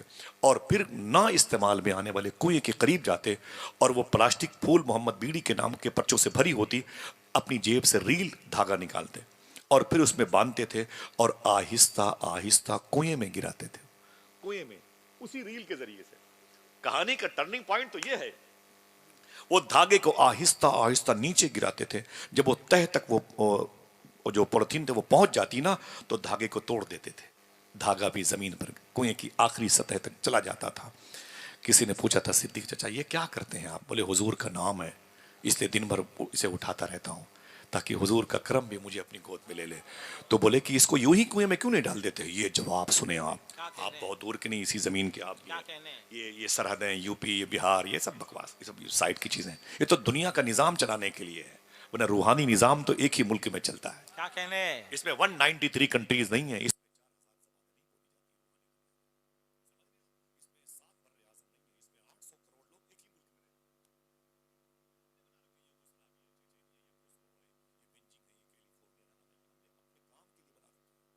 सहूलत के लिए बना रखे हैं, वरना है तो जमीन पर है, एक ही जमीन है, एक ही मुल्क है, ममलकत खुदा था। दुआ करें अल्लाह इस जमीन पर अल्लाह अपने फजल के निज़ाम को जाहिर फरमा दे। आमीन कह दें। कुरान का निज़ाम हुदल लिल मुत्तकीन की आयत मुबारक की राह के मुसाफिर बन जाएं। वो जब कहने लगे कि मैं इसको ऐसे हो, तो किसी ने कहा कि सिद्दीक चाचा आप ऐसे क्यों करते हैं? आप ऐसी गिरा दिया करें, ऐसी पॉलिथीन को कुएं में फेंक दिया करें। दिल कहते सुभान अल्लाह कहना। कैसे कैसे लोग हैं। हुजूर फरमाते भोलापन जन्नतियों की निशानी है। वो बोले ऐसे ही फेंक दूंगा तो नामे मोहम्मद को धचका लग जाएगा। हुजूर के नाम को तकलीफ पहुंचेगी और मैं अपनी तकलीफ गवारा कर सकता हूं नामे मोहम्मद। क्या? अल्लाह अकबर। हुजूर का नाम है, नाम तुम्हारा लब पे आए, मीठा मीठा मुंह हो जाए। कैसा प्यारा नाम है, अल्लाह ने अपने हबीब का रखा। तो ऐसे ऐसे लोग हैं, आज वो नहीं है, उनका जिक्र जिंदा है, उनकी नस्लें हुजूर की गुलामी करती हैं। गरीब है तो क्या हुआ, साहिबो आए अदब के दायरे में तो एक नाम खुदा को उठाया था, वो भी बेइज़्निल्लाह। बिशराफी ने फिर अजमत कितनी बड़ी, तो बोले वो अल्लाह ने कहा कि उसने मेरा नाम उठाया, ऊपर रखा, तो मैंने भी उसे जहन्नम से निकाल के जन्नत में रखा। अल्लाह अकबर। अल्लाह। इतना सुना तो रोने लगे, बहुत रोए, गिर के आंगन में तड़पने लगे। सुबह उठे तो शराब की भट्टियां तोड़ दी, घर आए, नहाया, साफ कपड़े पहने, आज तौबा करने के इरादे से निकले। कौन? माशाल्लाह, ऊंची बोले। अल्लाह मेरे भाइयों को मुबारक फरमाए, इस नाम की बरकतें अता फरमाए। आज निकले हैं तौबा करने के इरादे से। पहले निकलते थे तो बच्चे क्या कहते थे, आज जब नियत बदल गई तो बच्चे क्या कह रहे हैं, निकले हैं तौबा करने के इरादे से। वही मोहल्ले के बच्चे इनको देख के बोले ओ अय फला अय फला अय फला, बाहर आ जाओ, बाहर आ जाओ। मोहल्ले के बच्चों से बोले बच्चे आप बाहर आ जाओ, देखो आज बिशराफी तौबा करने जा रहा है, इसके कुर्ते की भी हवा किसी को लग गई तो वो भी अल्लाह का वली हो। नजरें बदली थी और नजारे बदले, सोच बदली थी और इनाम मिलना शुरू हो गया था। सरकार बिशराफी कहते हैं मैं चला गया, एक अजीम बुजुर्ग के पास गया, मैंने उनसे कहा कि हुजूर मैं तौबा करना चाहता हूं, बस आप करम फरमा दें। उस बुजुर्ग ने फरमाया कि शराब बोले तोड़ दिया, भट्टियां बोले बंद, बोले पीना बंद, पिलाना बंद, बेचना बंद, सब बंद, बनाना बंद, सब खत्म कर दिया। तो अब क्या करूं? बोले ये तस्बीह ले लो और ये मुसल्ला ले लो। बोले करना क्या है? बोले घर के किनारे पर बैठ जाओ, इल्लल्लाह इल्लल्लाह। एक आदमी बोले इल्लल्लाह इल्लल्लाह का विर्द करो। आ गए, 2-3 दिन तक अपने घर की दहलीज के किनारे पर बैठ के इल्लल्लाह इल्लल्लाह का विर्द करते रहे। बिशरहाफी। दूसरे तीसरे दिन बीवी आ गई, बोले मेरे शौहर शराब की भट्टियां बोले तोड़ दी हैं, वो हराम के जुमरे में आई, अल्लाह ने मुझे बचा लिया। बोले अब क्या इरादा है, अब क्या करोगे? बोले कर तो रहा हूं। अब कौन सा काम करोगे? बोले कर तो रहा हूं। बोले कब तक ये काम करोगे? बोले जब तक जान में जान बाकी, अब यही काम करो। काम क्या था? तो बीवी ने क्या कहा, ना ना ना बात नहीं बनेगी, बच्चे भूखे हैं, बच्चे भूखे परेशान हो जाएंगे, ये मर जाएंगे भूखे। कहां? बोले फिर, बोले शहर के चौराहे पर एक एरिया है जहां सुबह सुबह मजदूर खड़े होते हैं, यहां भी होता हूं, सुबह सुबह मजदूर खड़े होते हैं, वहां पर जाओ, वहीं पे तुम भी खड़े रहो, तुम्हें कोई अपने साथ लेके जाएगा, मजदूरी करवाएगा और दिन में नमक दाल रोटी चावल के पैसे मिल जाएंगे। तो बिशराफी बोले ठीक है सुबह जाऊंगा, जहां शहर के चौराहे पर मजदूर खड़े होते हैं। बिशरहाफी कहते हैं मैं जब सुबह को निकला ना, तो कहां जाना था? जहां वो शहर के चौराहे पर मजदूर खड़े होते हैं। लेकिन क्या, एक झोला लिया, एक लोटा लिया, मुसल्ला लिया, तस्बीह ली, कंधे पे रखा, अपने घर से नहर दजला पे गए। उस नहर पे गए। उनके घर से नहर दजला का फासला तकरीबन 1.25 किलोमीटर का है। मैं पैदल गया हूं इसलिए बता रहा हूं। एक नहर है, वो क्रॉस करोगे ब्रिज तो आगे इमाम मूसा काजिम की बारगाह है, दाएं तरफ शेख अबुल हसन नूरी की बारगाह है, एक तरफ बिशर हाफी की बारगाह है, एक तरफ हजरत शेख शिबली की बारगाह है, दरमियान में इमाम आजम अबू हनीफा आराम, हजारों औलिया किराम की वो मरकज़ बारगाह है। ये नहर क्रॉस करोगे तो फिर आगे जाकर के इमाम मूसा काजिम, इमाम जवाद तकी, इमाम आजम अबू हनीफा के शागिर्द खास इमाम अबू यूसुफ अंसारी लेटे हुए। पूरा शहर बुक्के नूर है। चलेंगे इंशाल्लाह? जल्दी उठाओ हाथों, क्या मतलब एयरपोर्ट से वापस आओगे भाई? बोलो बोलो इंशाल्लाह। इरादा कर लो, इरादा करने ही में नहीं किए इंशाल्लाह। सुबह क़यामत तक जाओ या ना जाओ, लेकिन गौस पाक के मेहमान तो बने रहोगे।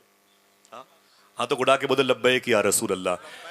सरकार बिशर हाफी को जाना कहाँ था? शहर के चौराहे पर जहां मजदूर खड़े होते, वहां नहीं गए, वहां नहीं गए। और फिर गए कहाँ? नहर दजला के किनारे पर, लोटा निकाला, पानी भरा और मुसल्ले पर बैठ के 2 रकात नमाज पढ़ी। और नमाज पढ़ने के बाद मालूम है तस्बीह लेके बैठ गए, इल्लल्लाह इल्लल्लाह। जिसने पैदा किया ये उसका नाम है, ले तो सकते हैं ना? अगर ये नाम लेने की सलाहियत न देता तो गू गा करते हम। ये ज़बान अता फरमाइए, जरा प्यार से बोलो, क्या कहते हैं? इल्लल्लाह इल्लल्लाह। अब सुबह से शाम तक ये वजीफा करते रहे। शाम हुई तो लोटा झोला तस्बीह मुसल्ला वो कंधे पे रखा और फिर सीधे अपने घर आए। जब घर आए तो बीवी ने कहा क्या हुआ? बोले क्या हुआ क्या? बोले काम किया। बोले दिन भर किया। काम क्या था? सबकी आवाज इल्लल्लाह इल्लल्लाह। बोले काम किया। बोले दिन भर काम किया। तो बोले फिर मजदूरी? इसका दिल कहे वो सुभान अल्लाह। बोले क्या कहा मालूम है? खुदा की कसम। बोले मालिक बहुत अच्छा है। यहां ये पूछने ही बेवकूफी है कि अच्छा है कि नहीं। नहीं का तसव्वुर ही नहीं है। अच्छा है कि नहीं? नहीं भाई, वही तो अच्छा है। वही तो है जो निजाम हस्ती चला रहा है। मेरा खुदा है। मालूम है, उसकी कुदरत पर गौर करो। हम जो बोल रहे हैं आप कैसे समझ पा रहे हैं? कोई व्हाट्सअप इंस्टाग्राम के जरिए से आपको ये खबर कैसे लग रही है कि आसिफ क्या बोलता है? ये खबर कैसे लगी? तो सूफी साहब फरमाते हैं कि अल्लाह की कुदरत देखो, वो हवा को हर्फ बना देता है।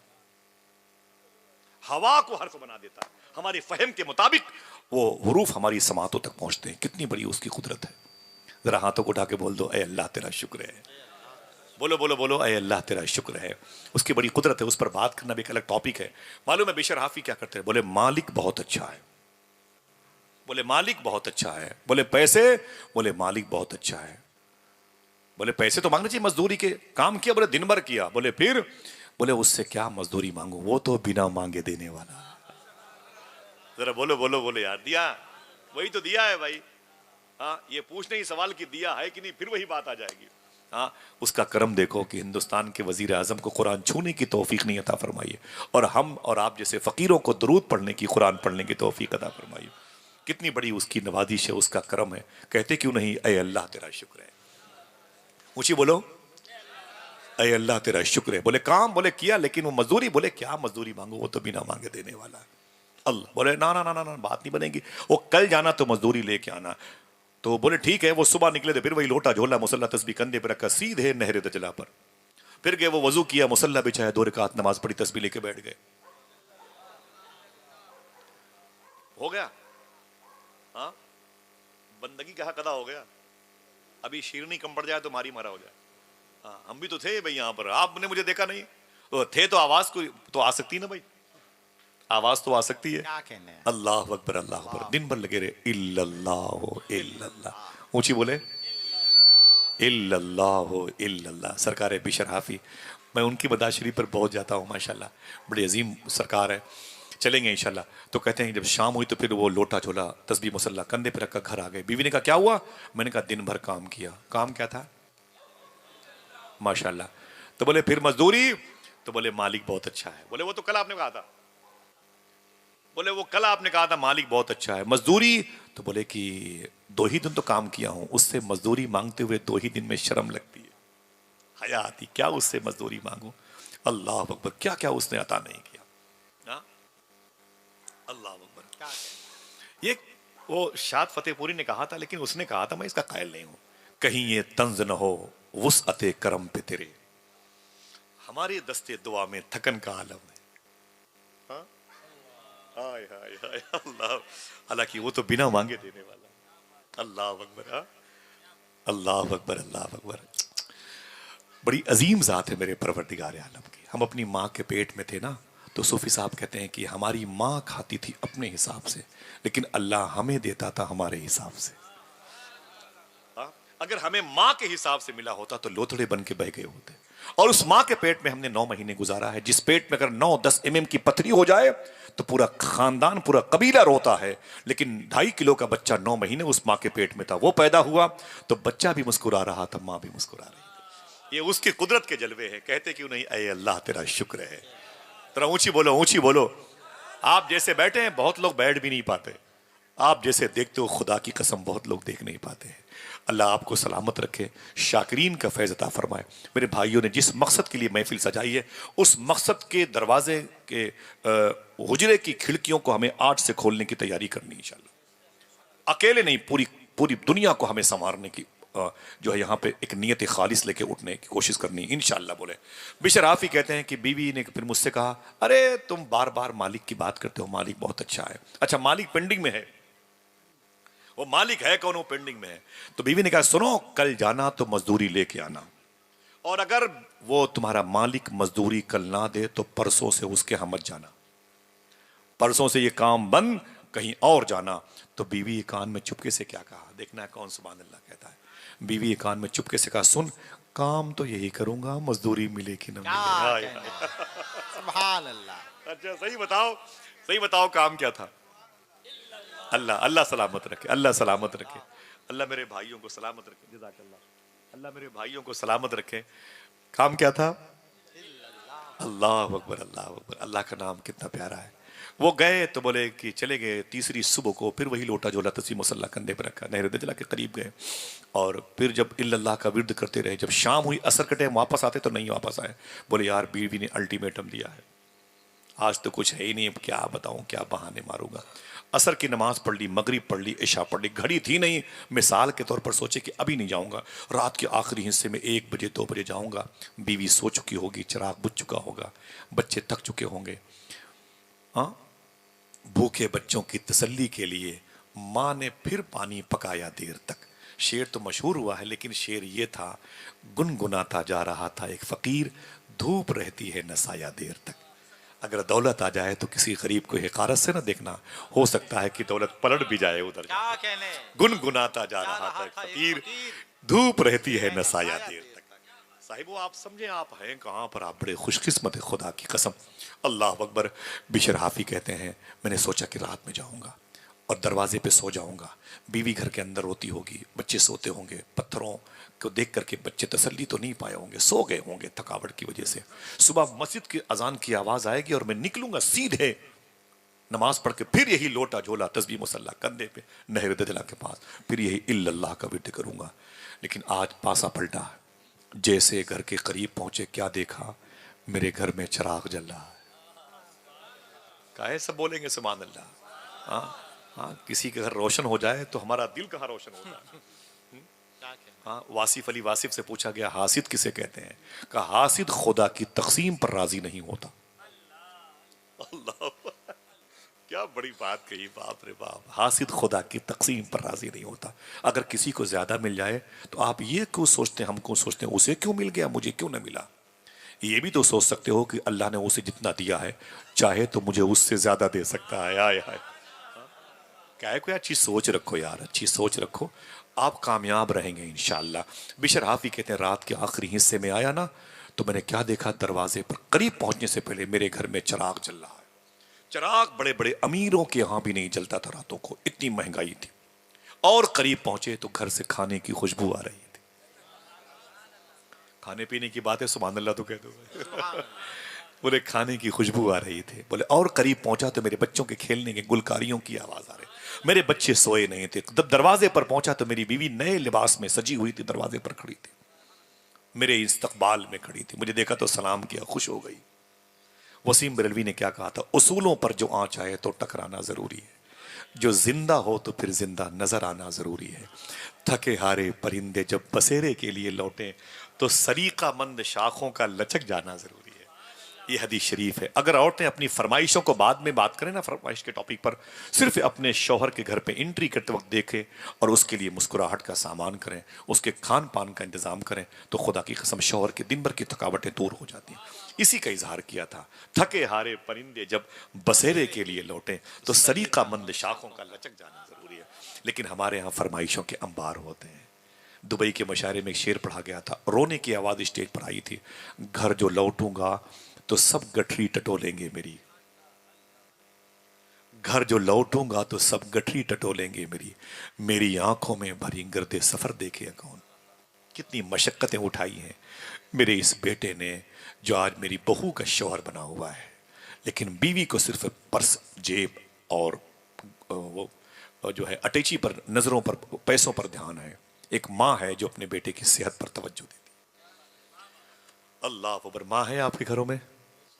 हाँ, जिनके जिनकी माँ जिंदा है जरा हाथ उठा के बोले, कहते हैं अल्लाह तेरा शुक्र है, माशाल्लाह, आमीन। मोहब्बत से कह दो, फिर से बोलो यार, माँ की बात है, सुभान अल्लाह। हसन भाई के वालिद साहब बड़े बीमार चल रहे हैं, अल्लाह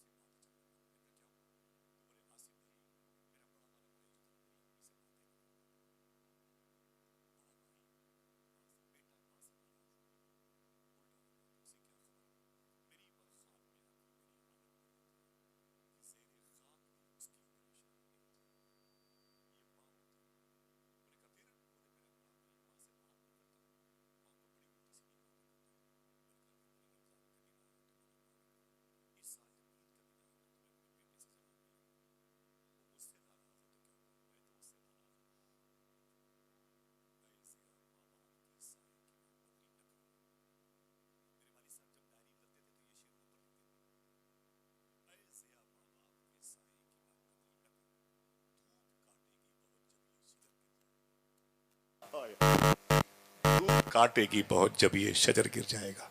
साहिबो वादा करो माँ से मोहब्बत करोगे? हाथों को उठा के बोलो इंशाल्लाह बोले। माँ के पास बैठा करो, फिर ये दौलत छीन ली जाएगी, तुम्हें कहीं नहीं मिलेगी। अल्लाह के रसूल ने फरमाया था, काश मेरी माँ जिंदा होती। मैं इशा की नमाज है, इमामुल अंबिया कॉन्फ्रेंस है, नबियों का इमाम कह रहा है, नबियों का इमाम कह रहा है, काश मैं इशा की नमाज पढ़ा रहा होता और मेरी माँ, ये रियाजुल जन्ना में जो तीसरी सफ़ है, ये बाएं तरफ बाबे आयशा है, अम्मी आयशा के नाम से दरवाजा है। मेरे आका फरमाते इस दरवाजे पर मेरी माँ खड़ी होके बोलती, बेटे मोहम्मद इधर आओ, तो हुजूर रो के फरमाते मैं नियत तोड़ करके अपनी माँ से लिपट जाता था। अल्लाह अकबर अल्लाह। लोग अपनी माँ से मोहब्बत नहीं करते, अपनी माँ को रोता बिलखता छोड़ देते हैं। अपनी माँ की दवाओं के लिए भी उनको बोझ सा महसूस होता है। मैंने कहा फिर? बोले माँ बोलती थी ईद के दिन आएगा ना तो अपनी बेटे से मिलूंगा। अल्लाह, वो ईद का दिन है, सब मिलते हैं, मैं भी मिलूंगी। ईद का दिन आ गया, वो लाठी टेकते हुए ईदगाह पहुंच गई। पहुंच गई ईदगाह, दरवाजे पर बैठ गई। वो सब लोग आए, वो खुतबा, वो नमाज, वो मुसाफा और मौनका की रवायतें कायम हुई और सब एक दूसरे से मिलते रहे। मेरे यकीन था, मैंने फटा हुआ दुपट्टा फैला दिया अपना। बोले मेरी माँ ने ईदगाह के बाहर, और बोले ऐ मेरे मौला, मेरे बेटे के दिल में मेरी मोहब्बत दे दे, मेरा बेटा मुझसे गले मिल जाए। मैं अपने बेटे को बचपन में इसके पेशाब की जगह पे सो करके इस सीने को मैंने इसका बिस्तर बनाया था। ऐ मेरे मौला, मेरे बेटे को तौफीक दे दे, मेरे करीब आ जाए। आज ईद का दिन है, किसी ने सच बात कही थी, ईद का दिन है, गले आज तो मिल ले जालिम, रस्म दुनिया भी है, मौका भी है, दस्तूर भी है। बोले जैसे मेरा भाई बाहर आया तो 2-3 लोगों से बाहर मुलाकात किया। मैंने कहा फिर? बोले माँ दरवाजे पर टूटी हुई चप्पलें पहन के बैठी हुई थी और फटा हुआ दुपट्टा उठा के ऐसे, आजा मेरे बेटे आजा, मेरे सीने से लग जा, मेरे गले से लग जा। औरतें अपने बच्चों को दूध पिला के पालती हैं, ऐ मेरे बेटे तुझे मैंने खून पिला के पाला, आजा मेरे बेटे आजा। मैंने कहा फिर? बोले आसिफ भाई जैसे बड़े भाई ने माँ को देखा, जोर से जूता पटक दिया मस्जिद के सामने गुस्से में। माँ को उसने घूर के देखा और बड़बड़ाता हुआ अपने घर चला गया। माँ से वो मुखातिब न हुआ। मेरी माँ तड़प गई, जमीन पे गिर पड़ी। मैंने कहा फिर? बोले मैंने अपनी माँ को उठाया, आंगन में लेके आया। मेरी माँ रोती रही, अरे मेरे बेटे मेरा कसूर क्या है, तुझे मैंने कौन सी तकलीफ दी है कि तू मुझसे ईद के दिन भी बातें नहीं करता। अरे मेरे बेटे मैं तुझसे राजी हूं, तू भी मुझसे राजी हो जा। अरे मेरे बेटे तू मेरे सीने से क्यों नहीं लगा। बहुत रोती रही। मैं अपनी माँ को समझाता रहा। वो कहती रही, अरे बेटे तुझे क्या पता कि मैंने सूखी रोटियां खा के अपने पिस्तान के दूध को सलामत रखा है, मेरा बच्चा बड़ा हो जाए। आज ईद के दिन भी मेरे बेटे ने मुझसे बातें नहीं की। मैंने कहा फिर? बोले आसिफ भाई मेरी माँ का दाहिना हाथ मेरी माँ के सीने पर आया और धक धक धक दिल करने लगा। अचानक मैंने देखा तो मेरी माँ की सांसें उखड़ने लगी और मेरी माँ की आंखें धंसने लगी। जब मैंने गौर से देखा तो मेरी माँ लुढ़कने लगी। जब मैंने गोद में लिया तो ईद के दिन नमाज ईद के बाद मेरी माँ का मेरी गोद पे इंतकाल हो गया था। एक बेटे की, एक सख्त लहजे की, एक उठी हुई आवाज ने माँ की जान ले ली।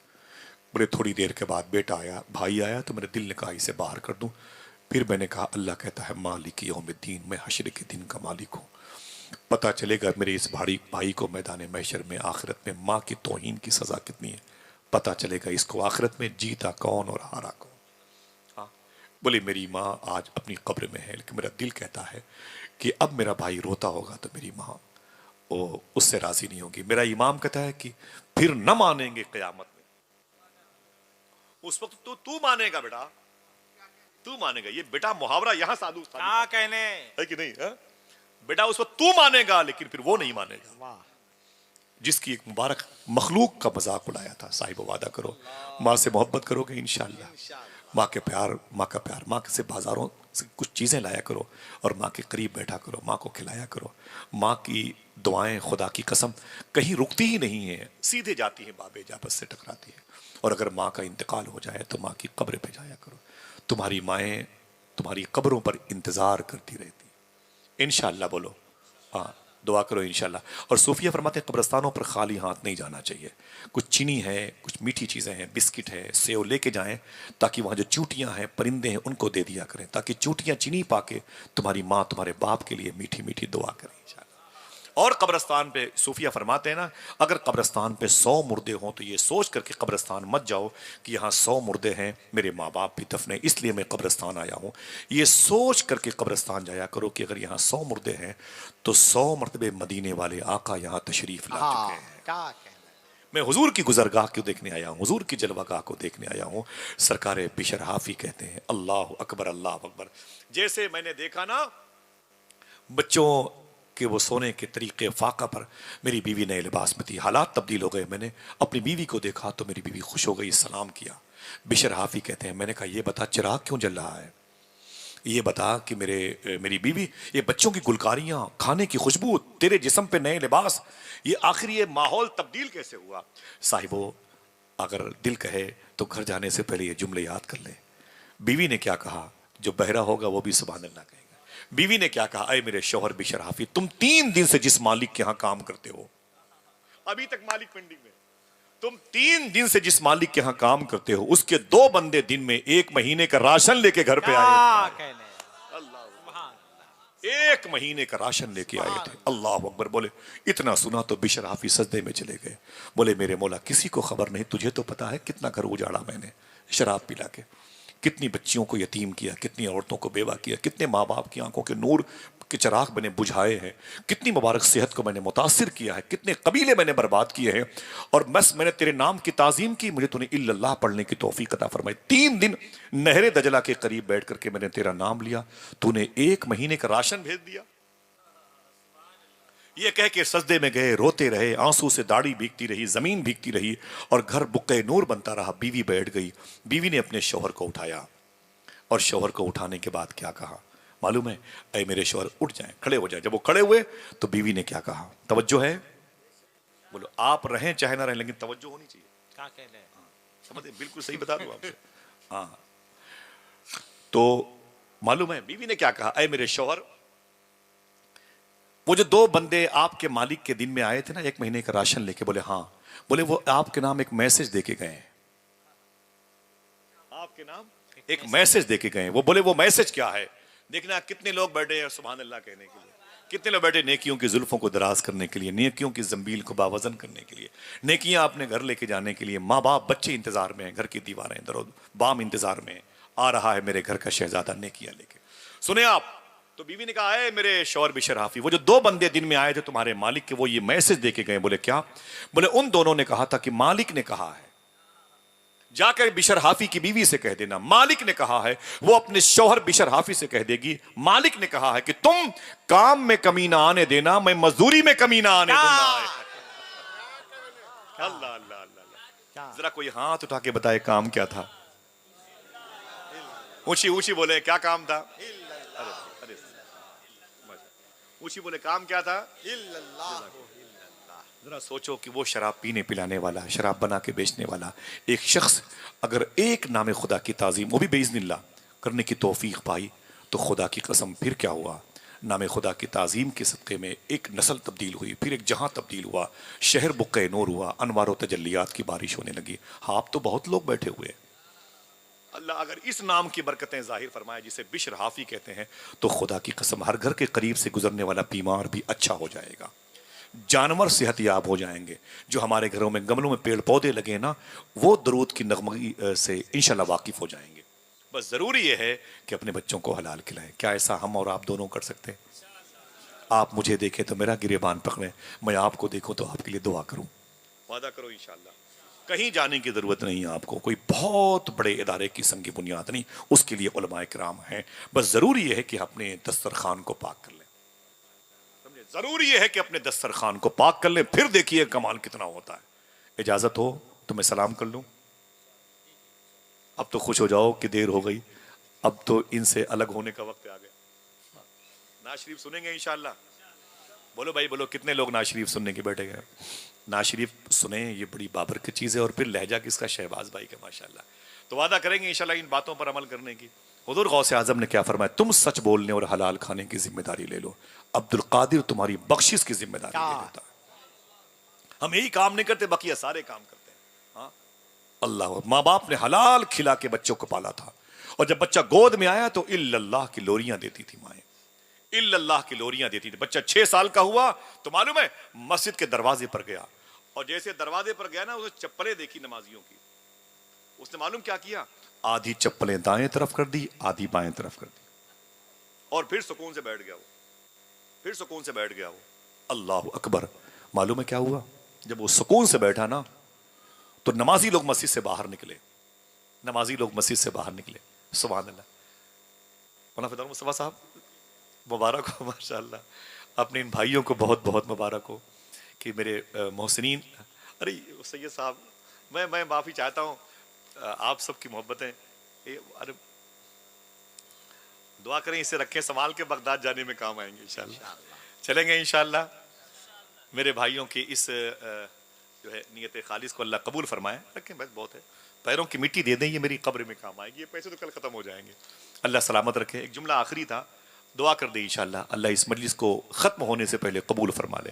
हाथों को उठा के बोलो। मेरी ये देखो, ज़मीन पर बैठे हुए लोग हैं, कुर्सियों पर, ये वो लोग हैं जिनकी वजह से ये पहाड़ है, मुआशरती निज़ाम दुरुस्त हो सकता है इंशाल्लाह। एक हाफिज़ मिल्लत जब इनकलाब ला सकते हैं, तो आप तो हाफिज़ मिल्लत के ढेर सारे गुलाम बन के बैठे हो। एक मुफ्ती आजम हम शबीह गौसे आजम होकर के 1960 में 1 लाख जिन्नातों को कलमा पढ़ा सकते हैं, तो आप तो उनके असीर, उनके गुलाम हो। इतने लोग मिलकर के शहर में तो इनकलाब आ ही सकता है। एक मिशन लेके चलें कि हम सच बोलेंगे, हलाल खाएंगे और अपने कस्बे की, शहर की, मकतब की जमीन को मजबूत करेंगे इंशाल्लाह। इंशाल्लाह कह दें।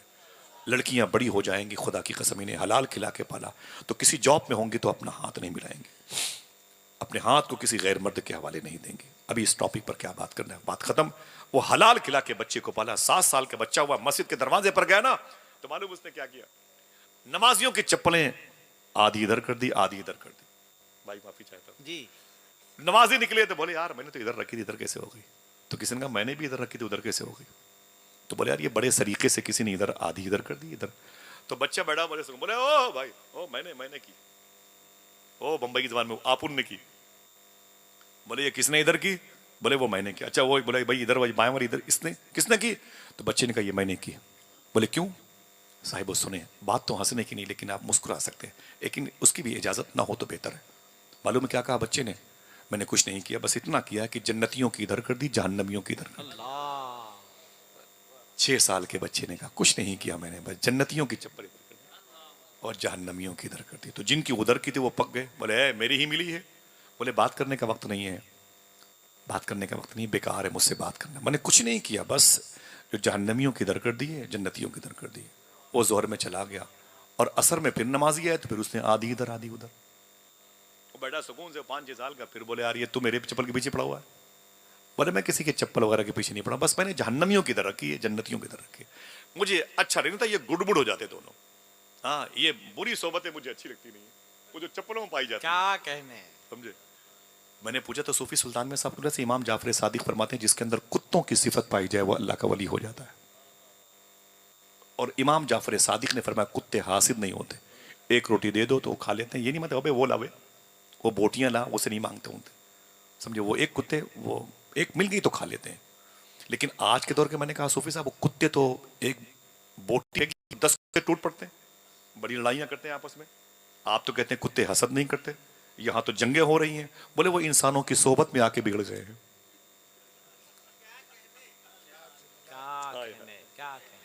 बोले वही हमारी सोबत बद का असर है। एक सेब कश्मीर में हम लोग बहुत जाते हैं, वहां बड़ा खुशबूदार होता है, कमरे में रखो तो पूरा कमरा महकता है। लेकिन अगर वही सेब हम खा लेते हैं तो हमारे जिस्म से निकलने वाली गंदी हवाओं से पूरा कमरा बदबूदार हो जाता है। ये मेरी बुरी सोबत का असर। अल्लाह ना कंपनी से निकलने वाले गोश्त को 6-6 महीने के बाद लोग खाते हैं, लेकिन वही 6 महीने के बाद भी गोश्त अच्छा होता है, ठीक है। लेकिन अगर वही 2 दांतों के बीच में फंस जाए वो गोश्त, तो उसे निकाल के देखें तो आप उसके अंदर से महक आती है, बुरी महक। ये हमारी बुरी सोबत का असर है। ठंडा गिलास का पानी जो देखे तो इधर से उधर के नज़ारे दिखा देता है, और हमारे बदन की सोबत में आता है, पेशाब करते हैं तो घास नहीं उगती है, अकड़ के चलते हैं। हमसे बड़ा कौन है?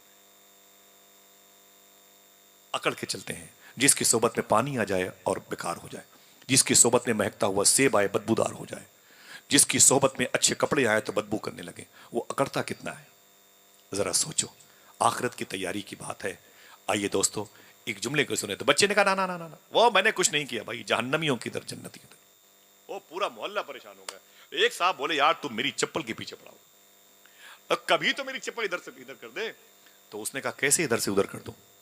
मैं इधर जन्नतियों को रखता हूं, इधर जहन्नमियों को रखता हूं। बात इतनी बड़ी कि इमाम साहब तक पहुंच गई। इमाम साहब ने कहा क्या बात है? कहा कि ये बच्चा तो मेरे पीछे पड़ा हुआ है, ये फला के पीछे पड़ा हुआ है, और फला से उसके पता नहीं क्या ताल्लुकात है, उनकी उधर कर देता है, मेरी उधर कर देता है।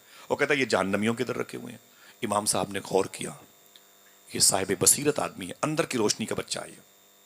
इमाम साहब ने क्या कहा, अच्छा कल दोपहर में फला सेठ के यहाँ दावत है ना? तो मुक्तदी ने कहा जी हुजूर दावत है। तो इमाम साहब ने कहा इस बच्चे को भी लेके जाइए, इस बच्चे को भी लेके जाइएगा, रिकॉर्डिंग हो रही है, इस बच्चे को भी लेके जाइएगा। नहीं जाएगा लेकिन जबरदस्ती लेके जाइएगा, खाया ना खाने की बात है जिसे खिलाइएगा, फिर मुझे बताइएगा। लोगों ने कहा ठीक है। वो चले गए।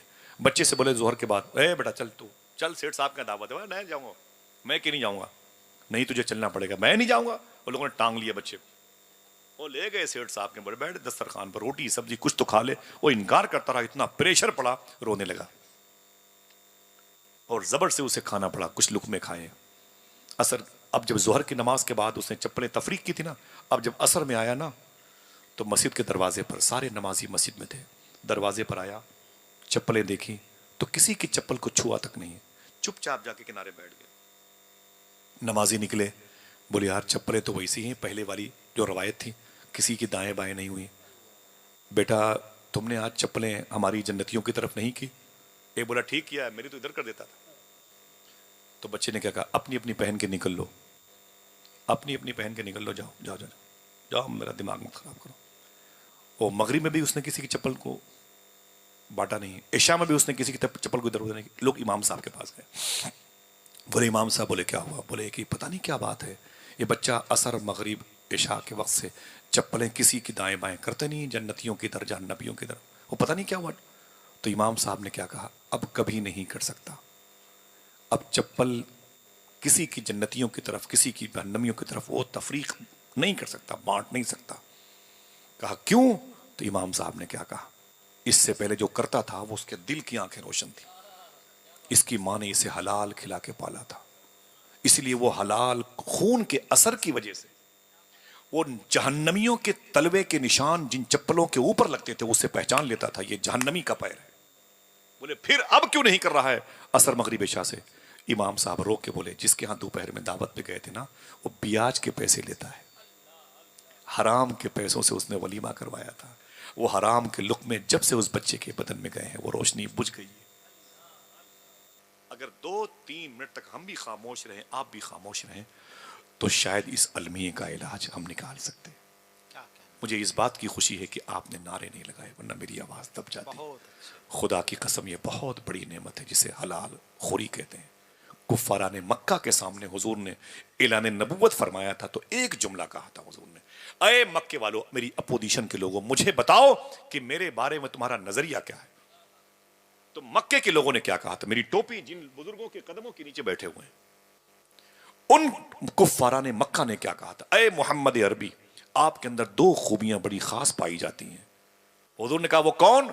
कहा आप सादिक हैं और आप अमीन हैं, मतलब आप सच बोलते हैं, आप हलाल खाते हैं। आप सच बोलते हैं और आप हलाल खाते हैं। अल्लाह अकबर, अल्लाह अकबर। समझ रहे हैं? हुजूर गौसे आजम को अम्मी ने क्या कहा था, जाके बगदाद चले जाओ और दीन पढ़ो, दीन सीखो, दीन फैलाओ। तुम मेरी खिदमत के लिए नहीं पैदा हुए, तुम तो अपने दादा के दीन की खिदमत के लिए पैदा हुए हो। बगदाद 2 चीजों में बड़ा बदनाम था, बदनाम जमाना शहर बगदाद था। एक नंगेपन के मामले में, उरियानियत के मामले में बगदाद बड़ा मशहूर था। 900 साल पहले जब गौस पाक 18 साल की उम्र में जीलान शरीफ से वाया हमदान बगदाद में एंट्री करते हैं बारिश के दिनों में, रात के वक्त, बगदाद में 2 बीमारियां थी। एक को नंगापन कहते हैं, लड़कियां कपड़े ही नहीं पहनती थी।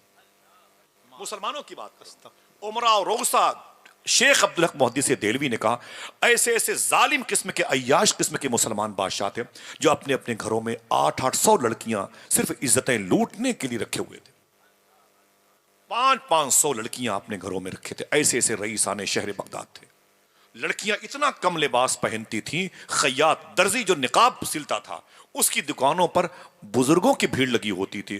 पढ़े लिखे लोग, मुअद्दब लोग, अल्लाह के वली निकाब ओढ़ के चला करते थे, निकाब ओढ़ के अल्लाह के वली चला करते थे। औरतें बेहिजाब चलती थी। ये पहली बीमारी थी। दूसरी बीमारी का नाम था राफजियत, जो शेखैन की तौहीन करती थी।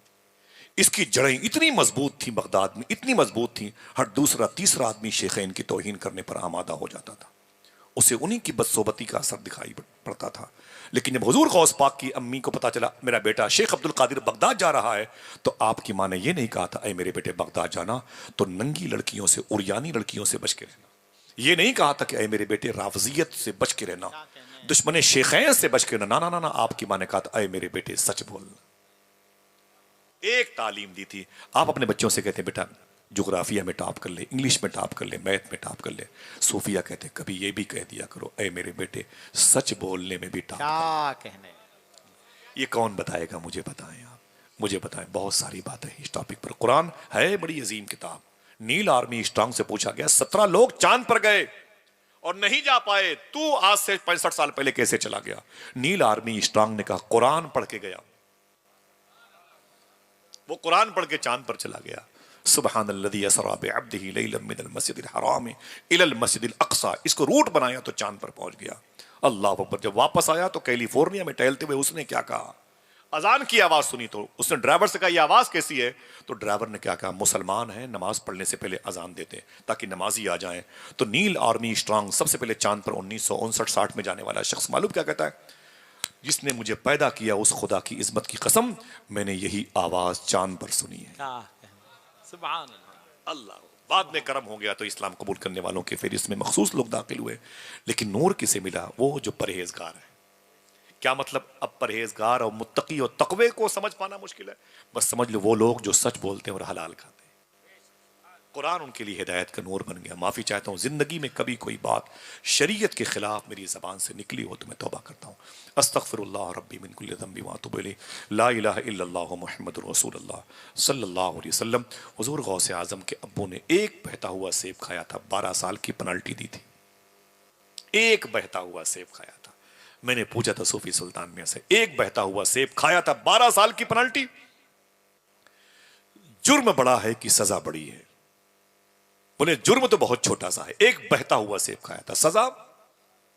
बोले भाई गौस पाक की बातें 20 घंटे कर सकता हूं, हर बात की दलील लगता हूं। भाई अलग बात है कि आप परेशान हो जाते हैं यूट्यूब की दुनिया में जाकर। जो बातें मैंने कही खुदा की कसम आज तक बगैर किसी दलील के नहीं कही, और जो इस पर पड़ता है मैं उस पर नहीं तवज्जो करता।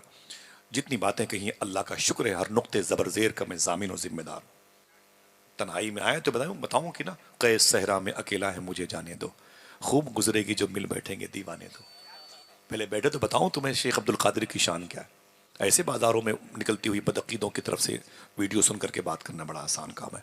शेख अब्दुल कादिर के अब्बू शेख मूसा जंगी दोस्त बहता हुआ सेब खाया था, पेनाल्टी 12 साल की दी थी। एक हल्की सी बात, मैंने पूछा सूफी साहब जुर्म बड़ा है कि सजा बड़ी है? पर मैं जुर्म बहुत छोटा था। मैंने सजा बोले 12 साल की। मैंने कहा ये मेरे पल्ले नहीं पड़ी। क्या कहना है? मैंने उस नहर को देखा है जिस नहर में गौस पाक के अब्बू ने बहता हुआ सेब खाया था। मैंने उस नहर में वजू किया है माशाल्लाह। बड़े सफर किए मैंने ईरान के जीलान के। मालूम है सूफी साहब ने क्या कहा? मैंने कहा 12 साल की पेनल्टी, जुर्म एक सेब खाया था।